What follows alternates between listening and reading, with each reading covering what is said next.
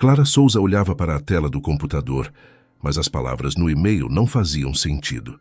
Seus pensamentos vagavam para longe do trabalho, para um passado que ela evitava com todas as suas forças. O telefone ao seu lado tocou, interrompendo o silêncio da sala.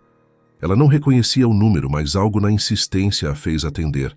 Clara Souza, perguntou uma voz masculina. Aqui é o advogado Marcos Varela. Eu represento seu pai, Miguel Souza. O nome a atingiu como um golpe. Miguel, seu pai.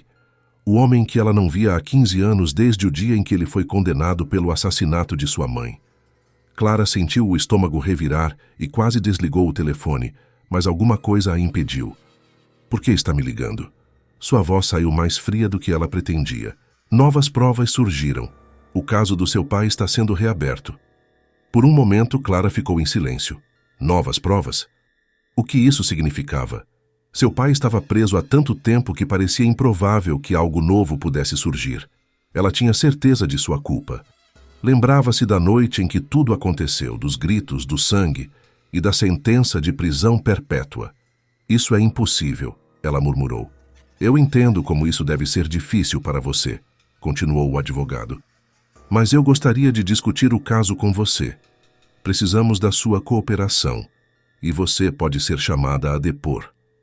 Depor? Clara sentiu o chão desabar sob seus pés. Por que ela teria que passar por isso de novo? Havia reconstruído sua vida, longe de qualquer memória daquilo.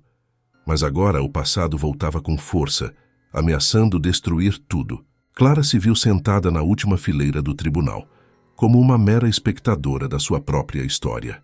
Sentia-se deslocada, como se não pertencesse àquele lugar, mas a curiosidade e a necessidade de fechamento a mantinham presa à cadeira. Na sua frente, o advogado de defesa Marcos Varela expunha as novas evidências. O depoimento de uma testemunha, Sr. Roberto Menezes, nunca foi ouvido na época, começou Marcos. Ele morava na mesma rua e afirmou ter visto um homem desconhecido saindo da casa do Souza naquela noite. Contudo, essa informação nunca chegou às mãos da polícia. Clara franziu o senho. Por que esse testemunho nunca foi usado antes? Sentiu uma leve perturbação crescer dentro de si, mas rapidamente afastou a ideia. Era improvável que isso mudasse o veredicto. Ela se lembrou das fotos da cena do crime, as imagens que marcaram sua infância e moldaram quem ela era. Seu pai estava lá. Ele havia sido preso com evidências claras.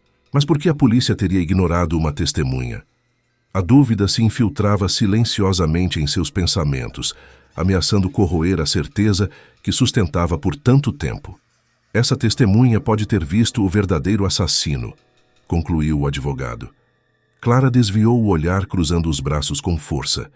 Não queria admitir, mas aquela pequena faísca de incerteza se acendia dentro dela.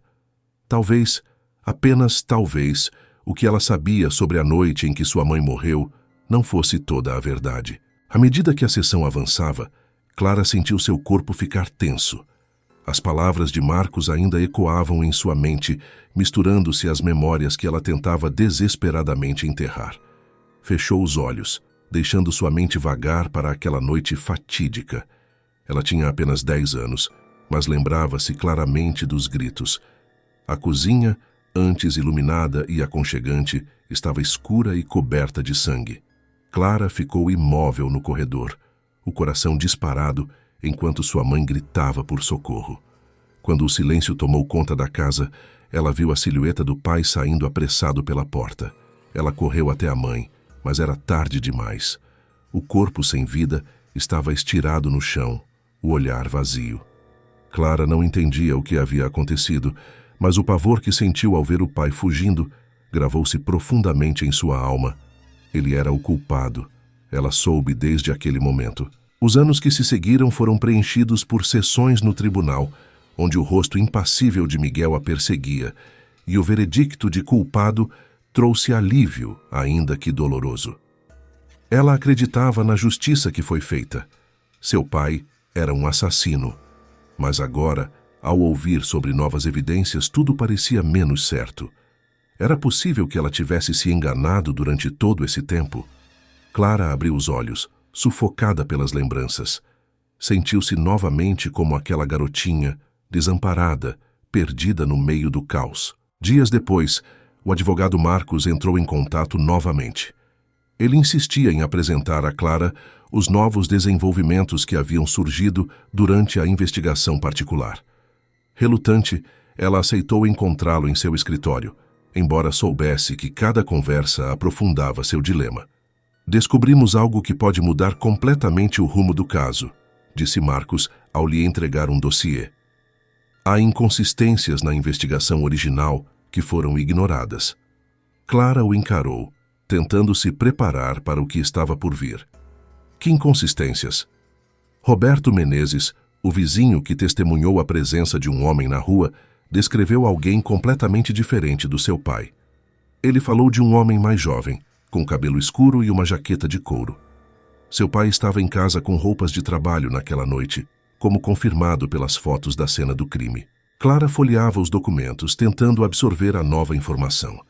Aquela descrição não batia com a imagem que ela tinha do pai. E se ele realmente estivesse dizendo a verdade todo esse tempo? Além disso, continuou Marcos, um relatório policial omitiu uma denúncia feita por um vizinho sobre uma discussão entre sua mãe e um homem dias antes do assassinato. Esse homem, segundo informações recentes, era alguém que frequentava a casa de vocês. Quem? Clara perguntou, quase num sussurro. Um amigo da família, alguém que ninguém considerava suspeito. Carlos Andrade. Clara sentiu o chão sumir debaixo de seus pés. Carlos Andrade era próximo de sua mãe, sempre estava presente nos eventos familiares. Era quase como um tio para ela, como ninguém nunca desconfiou. Agora Clara se via diante de um novo cenário. E se Carlos estivesse envolvido? E se seu pai fosse apenas uma vítima de circunstâncias mal interpretadas? Em casa, Clara desabafou com Pedro. Sentada à mesa da cozinha, onde tantas conversas tranquilas ocorreram, agora ela falava com voz trêmula. Não sei o que pensar, Pedro. Eles estão me dizendo que meu pai pode ser inocente, mas isso muda tudo o que eu sempre acreditei. Pedro colocou a mão sobre a dela, tentando oferecer algum conforto. Clara, você não precisa decidir nada agora. Você está redescobrindo a história da sua família. É natural sentir essa confusão.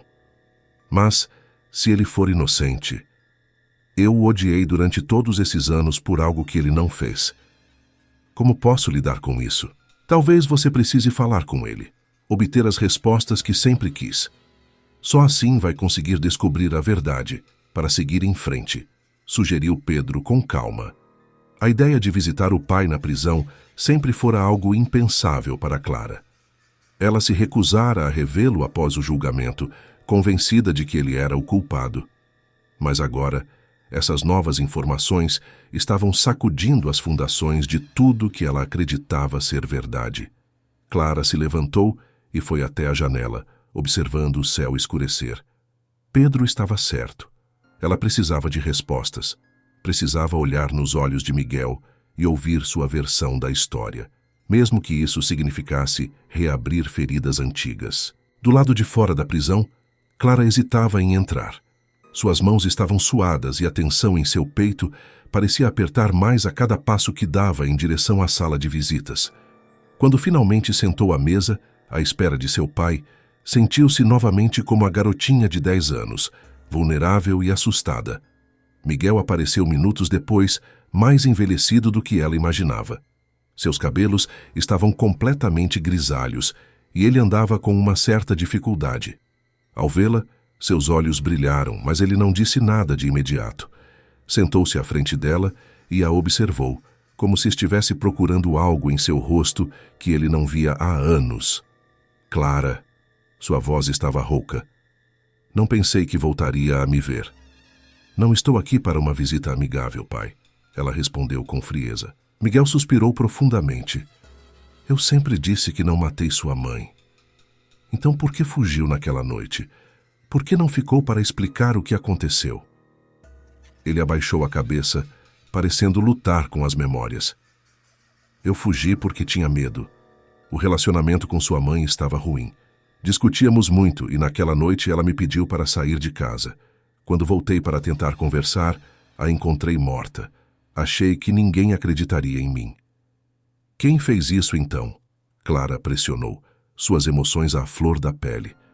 Miguel levantou o olhar, a dor visível em seus olhos. Carlos Andrade. Ele estava tendo um caso com sua mãe. Eu descobri semanas antes, mas não sabia que ela queria terminar com ele.